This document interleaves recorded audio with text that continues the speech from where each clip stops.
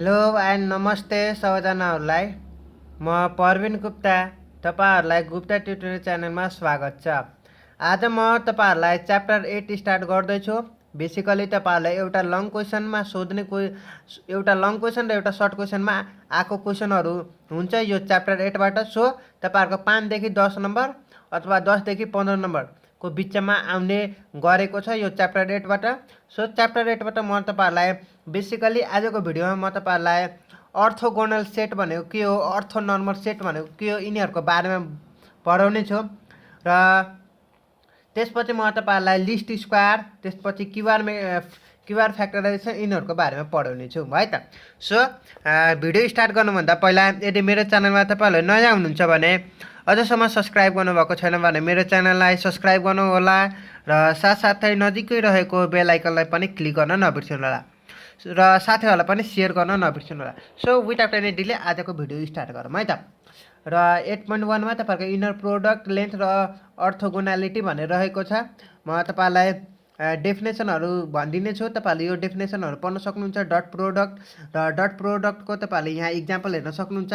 यो dot product भनेको यहाँ दुईटा भेक्टरको बिचमा यहाँ डोनेट गरेको छ नि डटले हो, यसलाई डटले डोनेट गरेको भनेको तपाईहरुको डट प्रोडक्ट हो। भनेको अर्थ यहाँ यु भन्ने भेक्टर दिएको छ, भी भन्ने भेक्टर दिएको छ। यु डट भी कसरी निकाले भन्दाखेरि यु 2 * -1 गर्दाखेरि हेर्नुस् त 2 * -1 गर्ने प्लस 4 * 3 गर्ने प्लस 5 * -1 गर्ने है त। यसरी मल्टिप्लाई गरेर निकाल्नु हुन्छ तपाईहरुको यु डट भी अथवा भी डट यु भनेको छ। तपाईहरुको भी डट यु पनि सोधेको छ यहाँ क्वेशनमा। भी डट यु भनेको पनि त्यही हो। -1 * 2 गर्नुस्, त्यसपछि प्लस -1 * 2 गर्दाखेरि -2 भयो, प्लस 3 * 4 गर्दाखेरि 12 भयो, माइनस त्यसपछि -1 के अरे प्लस -1 * 5 गर्नुहुन्छ भने -5 हुन्छ।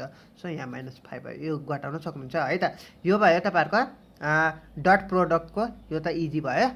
इन जेनरल फर्ममा u dot v equals to v dot u हुन्छ for any vector u and v को भएको, यो तपाईहरुलाई भयो। अब चाहिँ तपाईहरुको इनर प्रोपर्टी भन्ने थ्योरम रहेको छ। यो थ्योरम तपाईहरुले जान्नु होला।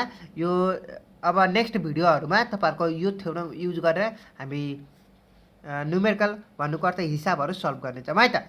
त्यसपछि अब लेन्थ भेक्टर भनेको के हो? लेन्थ भेक्टर भनेको तपाईहरुको के हो भन्दाखेरि डेफिनेसन जान्नुस् र यसको डिनोसन भनेको तपाईहरुको दुईटा बार भी दुईटा यसरी, यो चाहिँ डिनोसन रहेको छ। डिनोसन अथवा सिम्पली तपाईहरुको रुट ओभर भी डट भी गर्न सक्नुहुन्छ है त। यहाँ तपाईहरुको हेर्न सक्नुहुन्छ यो रहेको छ डिनोसन अनि फर्मुला तपाईहरुको हेर्न सक्नुहुन्छ। र यो भनेको तपाईहरुको भी को स्क्वायर प्लस भी2 को स्क्वायर यस्तै गर्दै जाने हो है त। यो भयो। अब लेन्थ अफ भेक्टर भनेको यो भयो। लेन्थ अफ भेक्टर भनेको तपाईहरुको कसरी फाइन्ड आउट गर्ने भने 4 5 6 दिएको छ भने यसरी गर्नुस्, यो भयो रुट ओभर 4 को होल स्क्वायर प्लस 5 को होल स्क्वायर प्लस 6 को होल स्क्वायर गर्नु, त्यही हो तपाईहरुको लेन्थ अफ द भेक्टर भयो। अब युनिट भेक्टर भनेको तपाईहरुको के भयो? A vector having length 1, length चाहिँ तपाईहरुको 1 आयो भने तपाईहरुको युनिट भेक्टर हो भनेर यहाँ चाहिँ तपाईहरुको एक्जाम्पलमा यहाँ तपाईहरुले बुझाइदिन्छु। Find the unit vector along the vector, तपाईहरुको भेक्टर यो दियो र भेरिफाई इट पनि भनेको छ। युनिट भेक्टर हो कि हैन भेरिफाई गर भनेर सोधेको छ। युनिट भेक्टर निकाल्नको लागि तपाईहरुको यो निकाल्नु पर्ने हो तपाईहरुको यो भयो। यो निकालेपछि तपाईहरुको यो यसरी निकाल्नु पर्ने हुन्छ। हेर्नुस् त नर्मली वी डिवाइड है, यो के लेखेको छ तपाईहरुले बुझ्नुस्। यो भएपछि तपाईहरुको भी डिवाइडेड बाइ यस्तो भी भयो। भी भनेको तपाईहरुको यो गिवन दिएको छ, यो भयो। अनि यो भनेको तपाईहरुको अघि निकाल्नु भएको हो। यो गर्नुहुन्छ भने सेपरेट गर्नुहुन्छ भने -2 divide by √5 comma 1 divide by √5 comma 0 हुन्छ, यो भयो। अब यसको युनिट भेक्टर भन्नुको अर्थ यस्तो के, यसको होल स्क्वायर गर्नुहुन्छ भने तपाईहरुको के आउनु पर्यो त? युनिट भेक्टर आउनु पर्यो प्लस 0, यो 0 छ नि, यो पुरैको होल स्क्वायर भन्नुको अर्थ छुट्टै होल स्क्वायर गर्नुहुन्छ भने तपाईहरुको युनिट भेक्टर आउनु पर्यो। अब युनिट भेक्टर भनेको 1 हो, जुन कि तपाईहरुको एन्सर 1 आयो हैन त? आए नि है, यो हेर्न सक्नुहुन्छ प्रोसेस यहाँ रहेको छ प्रोसेस है त। यहाँ प्रोसेस हेर्न सक्नुहुन्छ। हाम्रो 1 आएपछि तपाईहरुको के रहेछ त? युनिट भेक्टर रहेको छ भनेर हामीले प्रुभ गर्यौं। अब यो भयो तपाईहरुको युनिट भेक्टरको कन्सेप्ट। यिनीहरु मैले सिम्पली कन्सेप्ट मात्र दिएको हो है त। इक्जाम्पल पनि दिएँ मैले, के रहेछ सबै बुझाइदिइहालेँ होइन त। यो भयो। अब डिस्टेन्स बिट्विन भनेपछि तपाईँहरूको डिआइएस युकोमा भी हुन्छ, अथवा यसरी पनि यु माइनस भी यसरी पनि लेख्न सक्नुहुन्छ, यहाँ हेर्न सक्नुहुन्छ है त। अनि फर्मुला के अरे डिफिनेसन चाहिँ हेर्न सक्नुहुन्छ है त। यो भयो। अब पाइथागोरस थ्योरम एकदमै इम्पोर्टेन्ट रहेको छ तपाईँहरूको इक्जाम पोइन्ट अफ भ्यूको लागि। 2075 मा क्वेसन सोधेको छ, यो हेर्न सक्नुहुन्छ। र म तपाईँहरूलाई अब के पढाउँछु भन्दाखेरि तपाईँहरूको अर्थोगोनल सेट भनेको के हो, मेन बुझाउनु पर्ने कुरा आजको भिडियोमा अर्थोगोनल सेट भनेको के हो। र त्यस्तै गरी आजको इक्जाम्पलमा आजको क्वेसन यो पनि सल्भ गर्नेछ, र हाम्रो मोडल सेटमा पनि यो क्वेसन रहेको छ। हेर्नुहोस् त, मोडल सेटमा तपाईँहरूको यो पनि सल्भ गर्नेछ। र यो साथसाथै दुईटा इक्जाम्पल अर्थोगोनल सेटको दुईटा इक्जाम्पल, एउटा यो र एउटा मोडल सेटको भयो। र त्यसपछि हामी चाहिँ कुन गर्नेछौँ भन्दाखेरि अर्थोनर्मल सेट र अर्थोनर्मल बेसिस भनेको के हो है त। यो भिडियो एकदमै लामो हुनसक्छ, सो तपाईँहरूलाई धैर्यपूर्वक हेर्नु होला है त। सो विदाउट एनी डिले आजको भिडियो भन्नुको अर्थ सेकेन्ड टपिक स्टार्ट गरौँ न त। यहाँ हेर्न सक्नुहुन्छ तपाईँहरूको डेफिनेसनमा के भनेको छ, तपाईँहरूले हेर्न सक्नुहुन्छ। सिम्पली बुझाउने कुरा मैले यहाँ ठाने है, सिम्पली बुझाउने कुरा चाहिँ मैले यो ठाने। यहाँ डब्बाभित्र मैले डब्बा बनाएको छु, यो तपाईँहरूको मेन बुझ्नुपर्ने कुरा यो छ। यदि u i dot u j equals to 0 छ भने हामी अर्थोगोनल सेट भन्छ। इक्जाम्पलमा तपाईँहरूको for i does not equals to j हुँदाखेरि इक्जाम्पलको तपाईँहरूको क्वेसन यो रहेको छ। इक्जाम्पलको रूपमा हेरौँ न त है त। यो चाहिँ तपाईँहरूको इक्जाम्पल रहेको छ U1 र U2 र U3 तपाईँहरूको दियो, तिनवटा भेक्टर भनेर तपाईँहरूको दिएको छ। U1 U2 क्वेसनमा हेर्न सक्नुहुन्छ है त। सो U1 U2 U3 मैले सारिदिइहालेँ, जे दियो त्यही त है त। अब के गर्छु भन्दाखेरि U1 इन्टु U2 मल्टिप्लाई गर्छु। तपाईँहरूको डट प्रोडक्ट अघि भर्खरै सिकाएको कन्सेप्ट तपाईँहरूको त्यो युज गर्नुहोस् हो। 2 इन्टु -6 गर्दाखेरि -12 भयो हो, यस्तरी हो के। 2 into -6 plus -7 into -3 plus -1 into 9 यसरी रहेको छ। मैले डाइरेक्ट लेखेको छु के। 2 इन्टु -6 गर्दाखेरि -12 भयो। -7 इन्टु -3 गर्नुहुन्छ भने +21, यो प्लसको प्लस भयो। -7 इन्टु -3 गर्नुहुन्छ भने 21 आउँछ। त्यही भयो, प्लस माइनस माइनस भयो, -9 हुन्छ। यो गर्दाखेरि यो गर्नुहुन्छ भने तपाईँहरूको 0 भयो हो, नो प्रब्लम। फेरि त्यस्तै गरिरहनु। U2 इन्टु U3 गरौँ। U2 सुरुमा हामीले यो र यो मल्टिप्लाई गऱ्यौँ, त्यसपछि U2 इन्टु U3 मल्टिप्लाई गऱ्यौँ हो, त्यसपछि U1 इन्टु U3 मल्टिप्लाई गर्नुपर्ने हुन्छ। यो तिनवटा भेक्टर निकाल्नु। यदि तपाईँहरूको तिनटै मल्टिप्लाई गर्नुभएको, यहाँ आफैले मल्टिप्लाई गर्न सक्नुहुन्छ है त। यदि तपाईँहरूको तिनटै मल्टिप्लाई गर्दाखेरि इक्वल टु 0 सँग आयो भने त्यो चाहिँ अर्थोगोनल सेट हो भनेर बुझ्न सक्नुहुन्छ। डेफिनेसनमै के भनेको छ भन्दाखेरि UI dot u j equals to 0 आयो भने UI dot u j equals to 0 आयो भने अर्थोगोनल सेट, यदि आएन भने अर्थोगोनल सेट होइन।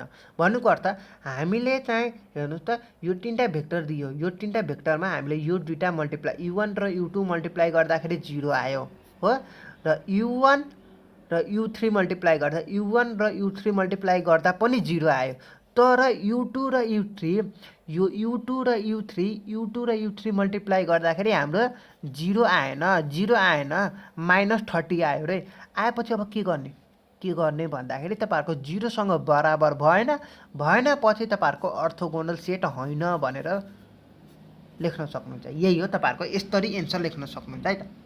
यदि तपाईँहरूको क्वेसनमा तपाईँहरूको अर्थोगोनल सेट हो कि होइन छुट्टा भनेर भन्यो भने हामी सिम्पली यो दुईवटा, यो U1 इन्टु U2 मल्टिप्लाई गर्ने सुरुमा, त्यसपछि U2 इन्टु U3 मल्टिप्लाई गर्ने, त्यसपछि U1 इन्टु U3 मल्टिप्लाई गर्ने। यदि यो तिनटैको हामीले यो तिनटै मल्टिप्लाई गरेपछि इक्वल टु 0 आयो भने अर्थोगोनल सेट हो, आएन भने अर्थोगोनल सेट होइन। यो केसमा के भयो, यहाँ चाहिँ U2 इन्टु U3 गर्दाखेरि तपाईँहरूको -30 आयो। यो चाहिँ इक्वल टु 0 सँग छ त छैन, नभएपछि नट एन अर्थोगोनल, यहाँ ल्याङ्ग्वेज हेर्न सक्नुहुन्छ, नट एन अर्थोगोनल सेट हो भनेर भन्नेछौँ। यो यसरी लेख्न सकिन्छ है त। र अब मोडल क्वेसनको हेरौँ। मोडल क्वेसनमा हेरौँ न त कस्तो क्वेसन रहेको छ। हेर्नुहोस्, तपाईहरुको यहाँ मोडल क्वेशन रहेको छ। मोडल क्वेशनमा तपाईहरुको अर्थोगोनल सेटको डेफिनेसन दिए, त्यही अघि मैले भनेको अनुसार यही हो अर्थोगोनल सेटको डेफिनेसन भयो हो अर्थोगोनल सेटको डेफिनेसन दिए। त्यसपछि तपाईहरुको u1 u2 u3 तीनटा तपाईहरुको भेक्टर दिएको छ 3 1 1, त्यस्तै गरी -1, त्यस्तै गरी 2 र 1 यहाँ हेर्न सक्नुहुन्छ है त। u3 भनेको यस्तो दिएको छ। यो तपाईहरुको क्वेशन भयो। मैले क्वेशनमा मैले डाइरेक्ट के लेखे भन्दाखेरि गिवन के दिएको छ त्यही लेखे हो। तपाईहरुले यसरी डिनोट गर्न पनि सक्नुहुन्छ अथवा यसरी डिनोट गर्न पनि सक्नुहुन्छ, नो प्रब्लम है त। जस्तो डिनोट गर्न पनि सक्नुहुन्छ हो।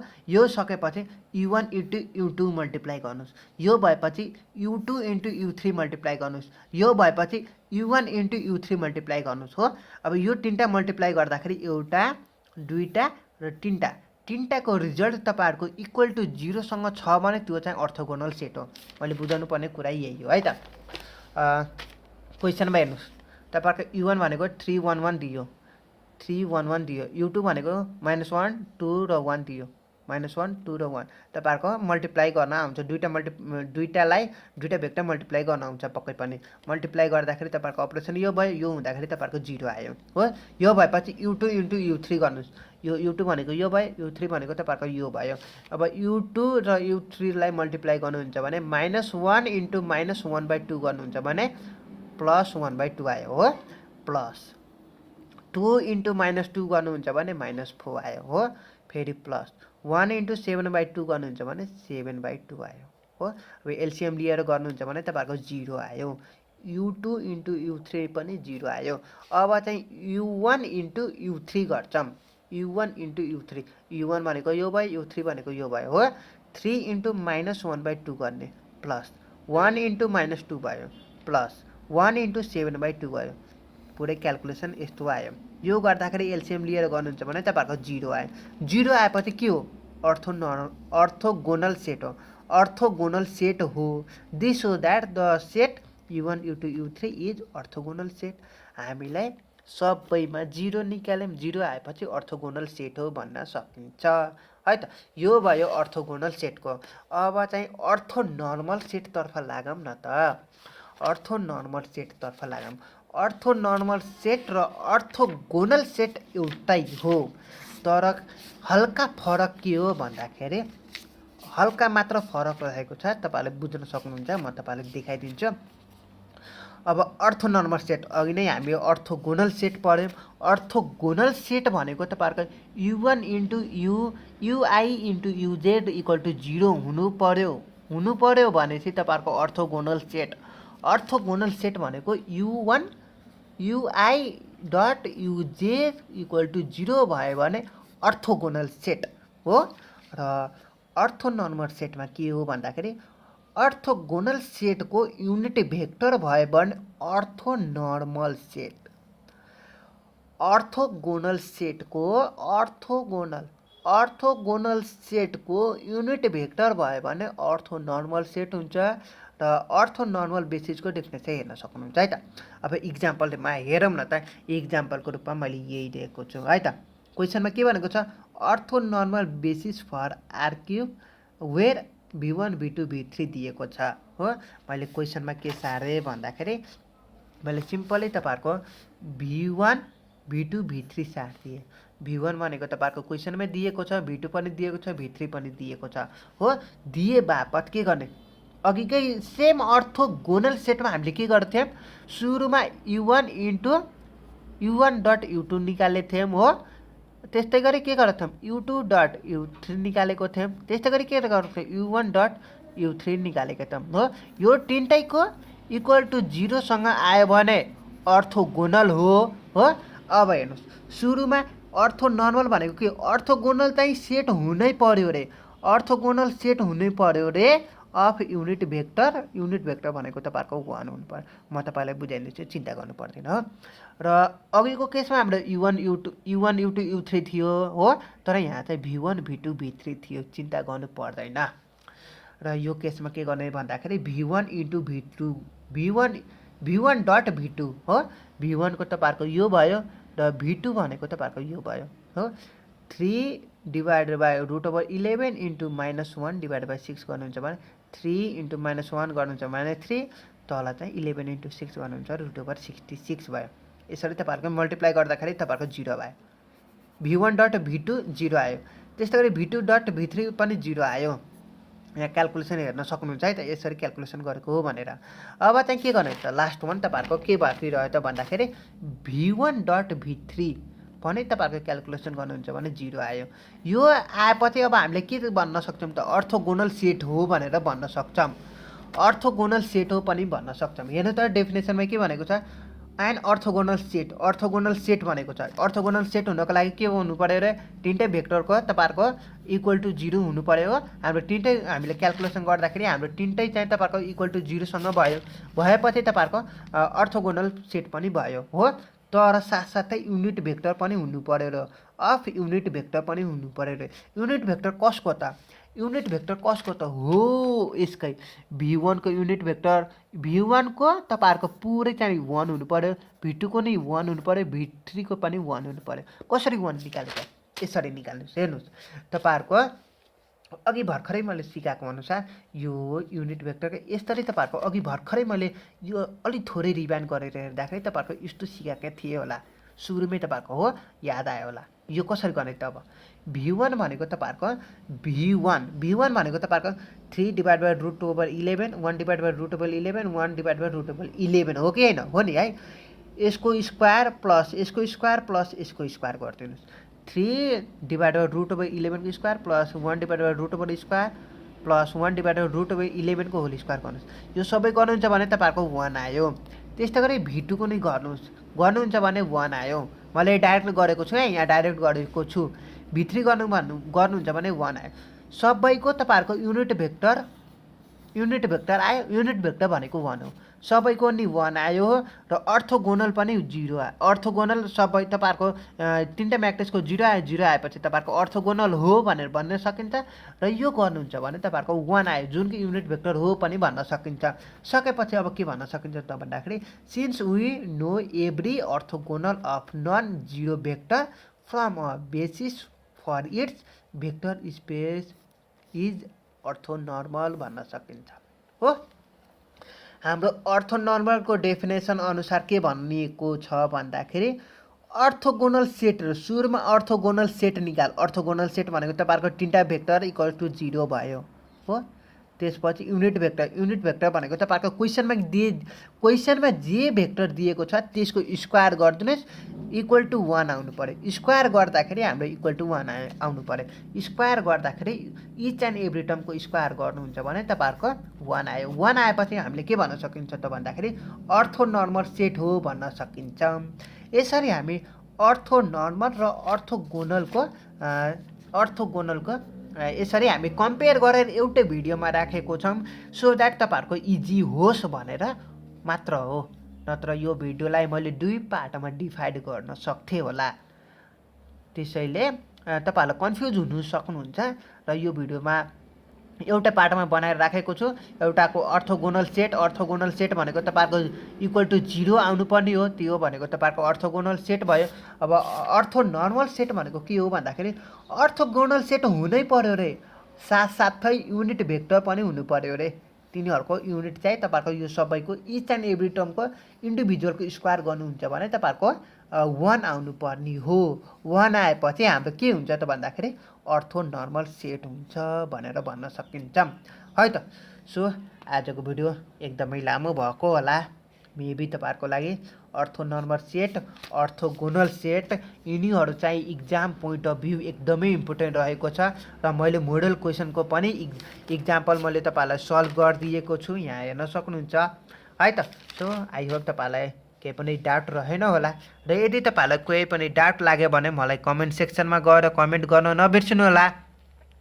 र आजको भिडियो तपाईँहरूलाई कस्तो लाग्यो कमेन्ट सेक्सनमा गएर कमेन्ट गर्न नबिर्सनु होला र साथीहरूलाई पनि सेयर गर्नु होला। र साथै मेरो च्यानलमा तपाईँहरू नयाँ हुनुहुन्छ भने अझसम्म मेरो च्यानललाई सब्सक्राइब गर्नुभएको छैन भने सब्सक्राइब गर्न नबिर्सनु होला। So thank you guys watching this video.